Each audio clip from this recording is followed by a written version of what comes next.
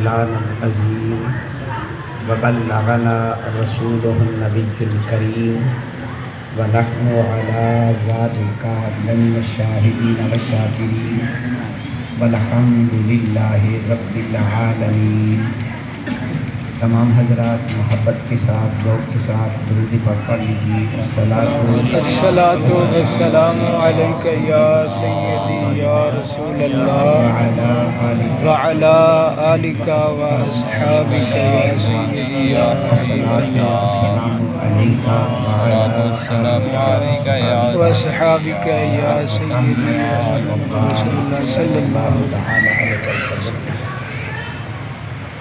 برادران ملت، جیسا کہ آپ حضرات کے علم میں یہ بات ہے کہ آج کی یہ تقریب سعید جناب محترم شیخ رستم علی صاحب مرحوم کے ایصال ثواب کے لیے انعقاد پذیر ہے، جس میں بندہ نچیز آپ حضرات اور ان کے اہل خانہ اور بالخصوص میرے برادر محترم علامہ عبدالرسول صاحب تشریف فرما ہیں۔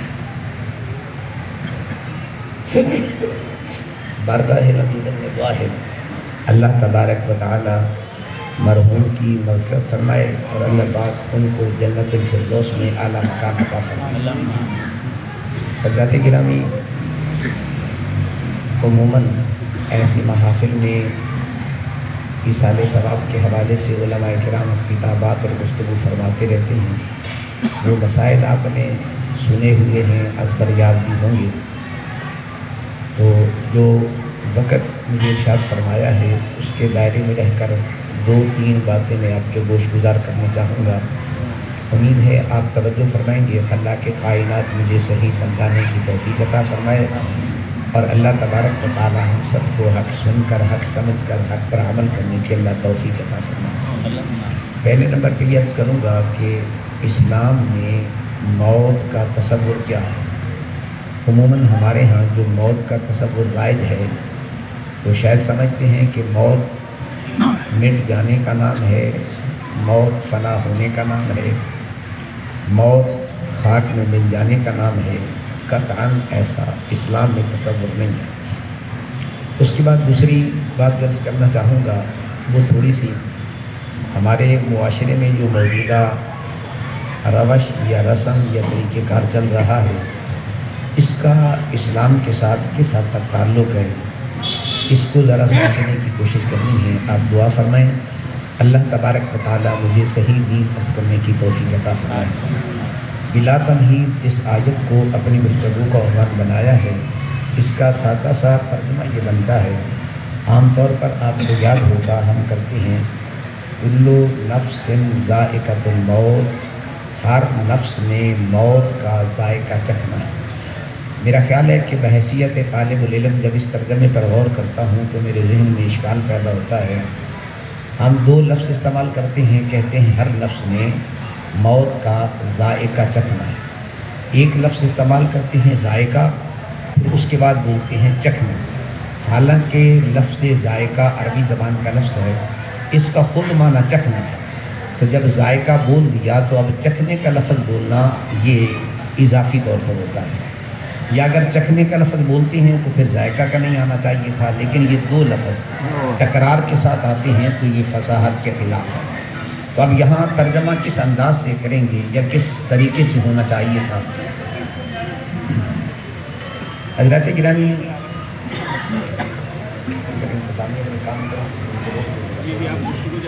ایسے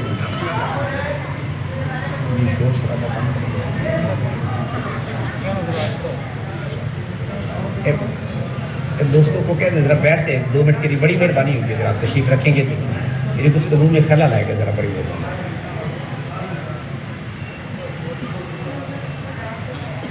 پانی والے دوستوں سے عرض کروں ذرا 2 منٹ کے لیے بیٹھ سے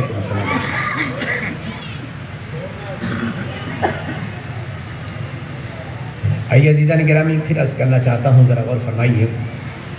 اگر آپ کی توجہ میری طرف مبذول ہوگی تو میں اپنا معافی ضمیر سمجھا سکوں گا، وگرنہ میری گفتگو میں بھی خلل ہوگا اور سمجھ بھی کوئی بات نہیں آئے گی، مقصد فوت ہو جائے گا۔ ذرا بڑی محبت ہوگی، جو عرض کرنا چاہتا ہوں آپ توجہ فرمائیں گے تاکہ میرے آنے کا مقصد پورا ہو جائے۔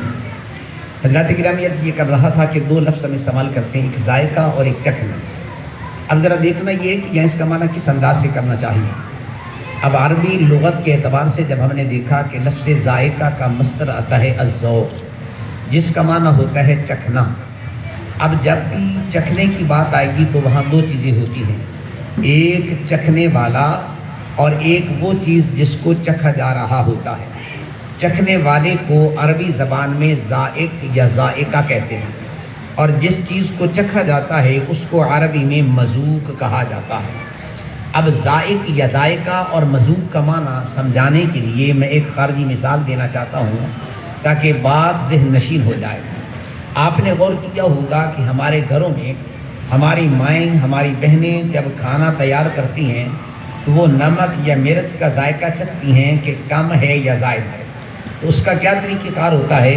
اپنے سرائکی علاقہ میں خاتون اپنے ہتھیلی پہ تھوڑا سا سالن ڈالتی ہے، اسے پھونک مار کے ٹھنڈا کر کے چکھ لیتی ہے کہ نمک مرچ ٹھیک ہے یا نہیں. اب جب یہ عورت اس کو چکھتی ہے تو اس عورت کو عربی زبان میں کہتے ہیں ذائقہ، اور جس چیز کو اس نے منہ میں ڈالا سالن کو، اس کو عربی میں کہتے ہیں مذوق. اب ذرا مثال پہ تھوڑی سی توجہ کریں. عورت جب سالن کو چکھتی ہے تو سالن ختم ہو جاتا ہے، عورت باقی بیٹھی ہے. یہ نہیں ہوتا کہ چکھنے والی عورت ختم ہو جائے اور سالن باقی بچ جائے.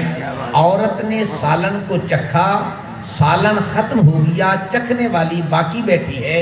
بلا تشبیہ و تمثیل جب بندہ موت کو چکھتا ہے، موت ختم ہو جاتی ہے، چکھنے والا باقی بچتا ہے. اللہ اکبر، چکھنے سبحان سے اللہ. بندہ ختم نہیں ہوتا، موت کو بندے نے چکھا ہے، موت نے بندے کو نہیں چکھا.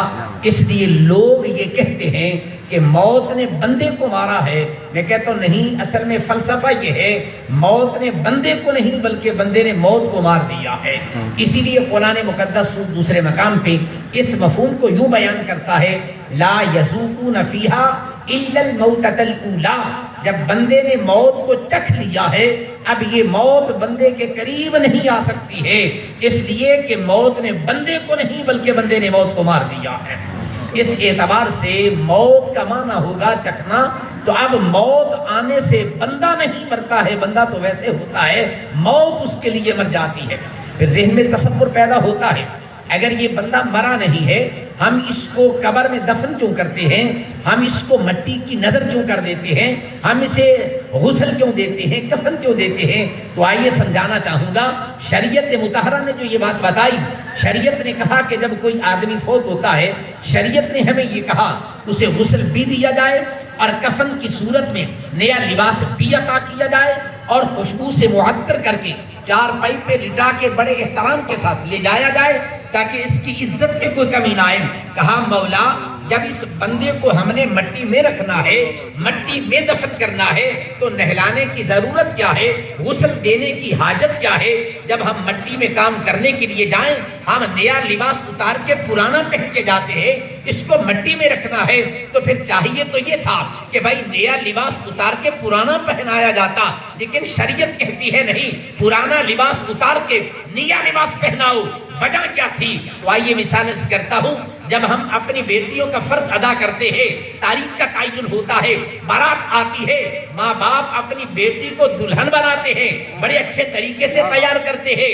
اب ذرا غور کریں، جب بیٹی کو الوداع کرتے ہیں، باپ بھی روتا ہے، ماں بھی روتی ہے، بہن بھائی بھی روتے ہیں. سوال یہ پیدا ہوتا ہے بیٹی مری تو نہیں ہے تو رونے کا کیا تصور ہے؟ شریعت نے کہا نہیں، یہ مری نہیں ہے، ماں باپ کی لخت جگر ہے، ماں باپ بیٹی کی جدائی کو برداشت نہیں کر سکتے اس لیے رو رہے ہیں. اپنے ہاتھوں سے دلہن بنایا، اپنے ہاتھوں سے تیار کیا، کیونکہ لینے کے لیے دلہا آ رہا ہے. فرمایا مومن کو بھی دلہن بنا کے بھیجو، اس لیے کہ قبر میں آمینہ کلال لینے کے لیے. سبحان اللہ، سبحان اللہ. یہ بات ذہن میں رکھ لینا، یہ مرا نہیں ہے، یہ فنا نہیں ہوا ہے، یہ مٹی نہیں بنا ہے. اس لیے کلندر لاہوری علامہ اقبال سے کسی نے پوچھا تھا کہ موت کیا ہوتی ہے، تو اقبال کہتے ہیں یہ نکتہ سیکھا ہے میں نے ابو الحسن سے، یہ نکتہ سیکھا ہے میں نے ابو الحسن سے کہ جہاں مرتی نہیں مرگے بدن سے. کہا یہ بدن جاتا ہے موت نہیں آتی ہے۔ موت کس چیز کا نام ہے؟ ان الموت الذی تفرون منہ فانہ ملاقیکم، فرمایا یہ موت تمہیں ملانے کے لیے آ رہی ہے، موت تو تمہاری ملاقات کرانے کے لیے آتی ہے۔ اس لیے فرمایا دنیا والوں، جب تم اپنی بیٹی کو دلہن بناتے ہو، تیار کر کے بھیجتے ہو، نیا لباس دے کے بھیجتے ہو، کیونکہ دلہا لینے کے لیے آ رہا ہے اور قبر میں آمنہ کا لال آ رہا ہے، ذرا تیار کر کے بھیجو کہ یہ در مصطفیٰ پہ جا رہا ہے۔ سبحان اللہ۔ یہی وجہ ہے عاشقوں کے امام حضرت سیدنا بلال رضی اللہ تعالیٰ عنہ کی روح مقدس جب پرواز کرنے لگتی ہے، آپ کی بیوی آپ کے سرہانے کے قریب بیٹھ کے رونے لگ جاتی ہے، آنکھوں میں آنسو آ جاتے ہیں۔ عزیزان گرامی آئیے، یہ وہ نظریہ ہے، یہ وہ فلسفہ ہے جو میں اور آپ نہیں بیان کر رہے، میرے مصطفیٰ کے دیوانے عاشق مصطفیٰ پیارے بلال بیان کر رہے ہیں۔ میں کہا کرتا ہوں اگر میں کوئی فکر عطا کروں، اگر میں کوئی نظریہ دوں، وہ غلط ہو سکتا ہے، کوئی دانشور کوئی فلسفہ بیان کر دے وہ غلط ہو سکتا ہے، لیکن عاشق رسول بلال بیان کرے گا غلطی نہیں ہوگی، کیونکہ میں نے سیکھا ہے دنیا کے مدرسے سے، میں نے سیکھا ہے دنیا کے عالم سے سیکھا ہے، میرے بلال نے ڈائریکٹ میرے مصطفیٰ سے سیکھا ہے۔ وہاں غلطی کا تصور کیا ہوتا ہے؟ حضرت بلال بیوی سے پوچھتے ہیں رو کیوں رہی ہے؟ آگے سے بیوی کہتی ہے سرتاج تم مجھے چھوڑ کے جا رہے ہو، جانے کا غم تھوڑا ہے؟ تو بلال نے مسکرا کے کہا کہ رونے کا وقت نہیں، یہ تو مسکرانے کا ٹائم ہے۔ کہا کیوں؟ کہا یہ تو تو نے سوچ لیا کہ میں تجھے چھوڑ کے جا رہا ہوں، لیکن یہ نہیں سوچا میں جا کس کے پاس رہا ہوں۔ یہ تو تصور کر لو میں تجھے چھوڑ کے جا رہا ہوں، در مصطفیٰ پہ جا رہا ہوں۔ در مصطفیٰ پہ جانے کے لیے رونے کی نہیں مسکرانے کی ضرورت ہوتی ہے، اس لیے ملاقیکم، یہ موت تمہاری ملاقات کے لیے آ رہی ہے، یہ تمہیں ملانا چاہتی ہے کسی سے، اس لیے موت کا مطلب مٹ جانا نہیں ہوتا، موت کا مطلب فنا ہونا نہیں ہوتا، موت کا مطلب خاک ہونا نہیں ہوتا، موت کا مطلب ہے در مصطفیٰ پہ حاضری کے لیے جانا ہوتا ہے۔ اور یہی وجہ ہے اگر اسی تصور کو ذہن میں رکھا جائے، ایک مسئلہ علماء سے معذرت کے ساتھ عرض کرنا چاہوں گا، تمام مکاتب فکر کے علماء سے آپ نے یہ مسئلہ سماعت فرمایا ہوگا، جب بندہ قبر میں جاتا ہے تو تین سوال ہوتے ہیں۔ پہلا سوال ہوتا ہے من ربوں کا، آپ کا رب کون ہے؟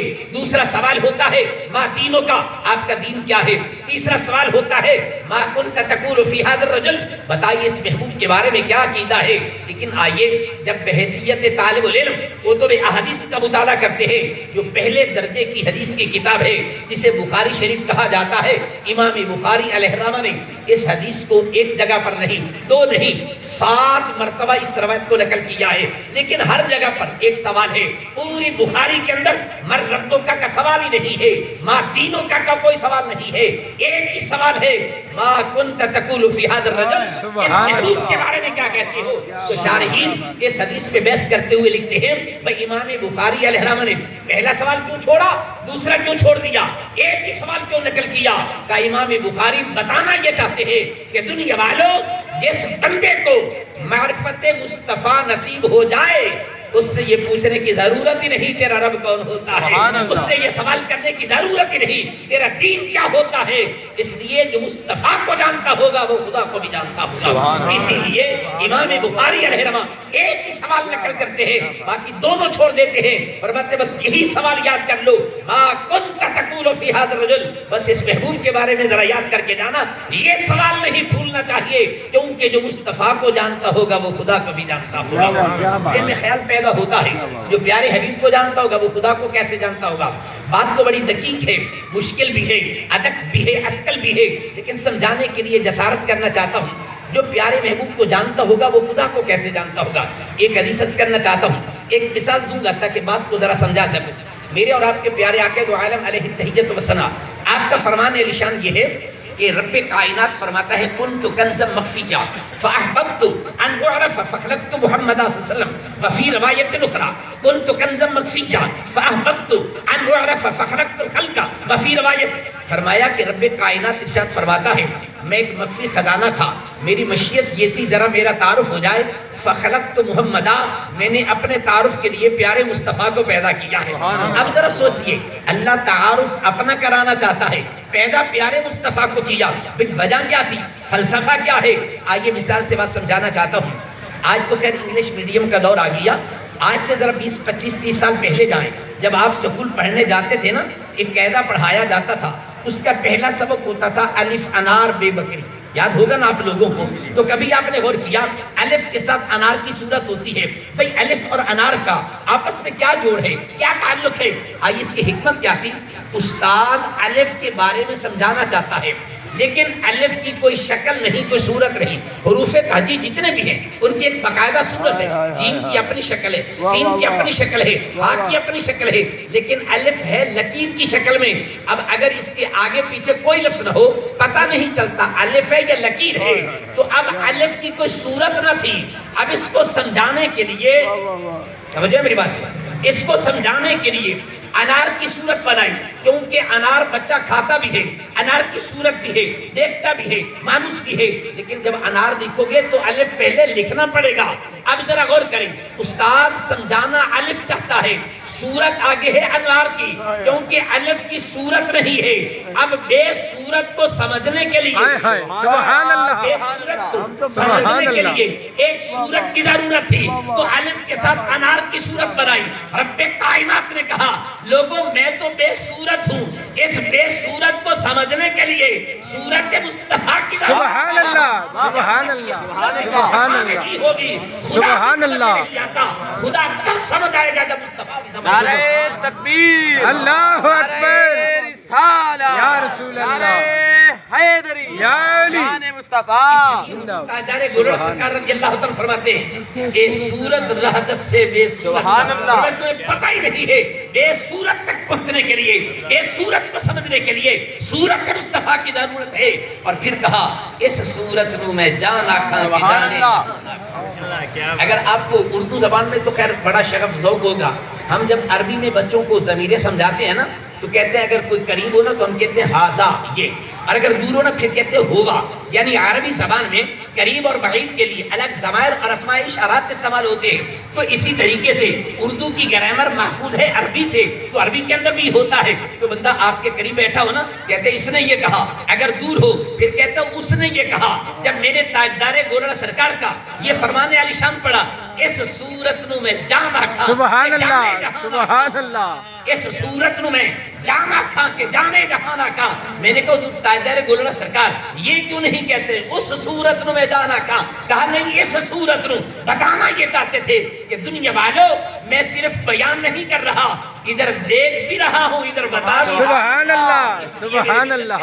نوجوانوں اب کوئی آدمی کہتا ہے یہ صورت نظر نہیں آتی، بھئی جو یہ کہتا ہے لڑائی نہیں کرنی ہے وہ بھی ٹھیک کہتا ہے، جو کہتا ہے نظر آتی ہے بھئی وہ بھی ٹھیک کہتا ہے۔ اس لیے کہ نابینا کہہ دے مجھے سورج نظر نہیں آتا تو بھئی نابینا ٹھیک کہتا ہے، اسے نظر نہیں آ رہا ہے۔ یہ کسی آنکھ والے سے پوچھو نا سورج ہے، سبحان اللہ، سبحان اللہ، سبحان اللہ، پوچھو جس کے سینے میں عشق مصطفیٰ کا چلا، سبحان اللہ، جس کے دل میں سبحان اللہ، محبت رسول کی چمک موجود ہے، اس سے پوچھ کے دیکھو، پھر وہ یہ کہے گا مشرف گرچہ شد جامی ذی لطف، مشرف گرچہ شد جامی ذی لطف، خدایا ای کرم بارے دیگر کن، نسیمہ جانب بدہا گزر کن، زیادہ محمد را خبر کن۔ مولا یہ جو کرم اب تو نے کیا ہے نا، بس اگر یہی کرم بار بار ہوتا رہے تو اس کے لیے جامی کو اور کسی شے کی ضرورت نہیں ہے۔ ہر بندہ روح مصطفیٰ نہیں دیکھتا، ہر بندہ دیدار مصطفیٰ سے فیض یاب نہیں ہوتا ہے، کیوں نہ ہو۔ اگر وہ روایت میں آپ کے پیش نظر کر دوں، جب آقا کریم علیہ السلام خانہ کعبہ کے صحن میں بیٹھے ہیں، قریب ابو بکر بھی بیٹھے ہیں، ادھر سے ایک بد اخلاق عورت آتی ہے جسے دنیا ام جمیل کے نام سے یاد کرتی ہے، ابو لہب کی بیوی ہے۔ ابو بکر پریشان ہو گئے، یہ ابو لہب کی بیوی ام جمیل آ رہی ہے، اس کی زبان شائستہ نہیں ہے، غیر مہذب گفتگو کرتی ہے، کہیں میرے محبوب کے بارے میں غیر شائستہ لفظ نہ بول دے۔ پریشان بیٹھے ہیں، آئی آ کے ابو بکر سے پوچھتی ہے تمہارا نبی کہاں ہے؟ سوال یا فکرہ دیکھیے، ابو بکر سے پوچھتی ہے، ابو بکر بھی وہاں ہیں، حضور بھی وہاں بیٹھے ہیں، لیکن پوچھتی ابو بکر کہاں ہے؟ جب واپس کیس کی آقا یہ ام جمیل آئی تھی، مجھے دیکھ رہی تھی، مجھ سے سوال کر رہی تھی، آپ بھی میرے ساتھ بیٹھے ہیں، آپ کو نہیں دیکھا۔ فرمایا یہ صورت ہر ایک کو نظر نہیں آتی، سبحان اللہ، یہ صورت ہر ایک کو نظر نہیں آتی ہے، اس کو دیکھنے کے لیے ام جمیل کی نہیں ابو بکر کی آنکھ کی ضرورت ہوتی ہے۔ آج لوگ ان نصروں میں ویسے کرتے ہیں، میں کہ تمہیں اسپت کرو، اس لیے پہلے دل کے آئینے کو صاف کرو نا، جب دل کا آئینہ صاف ہوگا پھر کہنا پڑے گا دل کے آئینہ میں ہے تصویر یاد، سبحان دل اللہ. کے آئینہ میں ہے تصویر یار. جب دل چاہا نظر جھکائی دیکھ لی. پھر پہلے دل کا آئینہ صاف کرو. جب دل کا آئینہ صاف ہوگا اس میں تصویر یار بھی نظر آئے گی. اس لیے قرآن نے کہا قل ان الموت الذی تفرون منہ فانہ ملاقیکم. تم موت سے بھاگنا چاہتے ہو, کیوں بھاگتے ہو؟ یہ تمہیں ڈرانے کے لیے نہیں, مارنے کے لیے نہیں آئی ہے. فرمایا یہ تو ملاقیکم, تمہاری ملاقات کرانے کے لیے آئی ہے. تو صاحب یہی وجہ ہے حضرت سیدنا ابراہیم علیہ السلام کے پاس آگے اسرائیل علیہ السلام. کہا پیارے ابراہیم موت کا ٹائم آ گیا. توجہ سے جملہ سنی, پیارے ابراہیم موت کا ٹائم آ گیا. حضرت ابراہیم علیہ السلام نے کہا جاؤ اللہ سے ایک سوال پوچھ لینا. کہا کیا سوال؟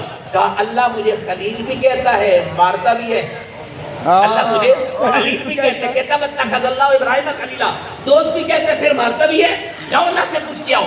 جب گئے نا واپس, رب کائنات نے فرمایا اے پیارے اسرائیل جاؤ نا میرے خلیل کے پاس, ذرا ان سے پوچھو خلیل بھی ہے ملاقات کے لیے بھی نہیں آتا. خلیل بھی ہے ملاقات کے لیے بھی نہیں آتا. کہا اچھا یہ بات ہے تو میں چلنے کے لیے تیار ہوں. بھائی موت مٹنے کا نام نہیں ہے, موت فنا ہونے کا نام نہیں ہے, موت تو محبوب کی ملاقات کا نام ہے نا. علماء نے بحثیں شروع کر دی. اچھا بھائی جب بندہ جاتا ہے نا قبر میں, آقا کریم کا دیدار نصیب ہوتا ہے, چل بغیر ہوتے ہیں, کوئی آدمی کہتا ہے نہیں جناب درمیان سے پردے ہٹا لیے جاتے ہیں. اس لیے جب پردے ہٹا لیے جاتے ہیں تو صورت نظر آتی ہے. کچھ لوگ کہتے ہیں نہیں جناب نہ جل بغیر ہوتے ہیں نہ پردے ہٹائے جاتے ہیں بلکہ تصویر پیش کی جاتی ہے. علماء اپنے انداز میں آبھاس کرتے ہوں گے, اختلافات کا شکار ہوتے ہوں گے.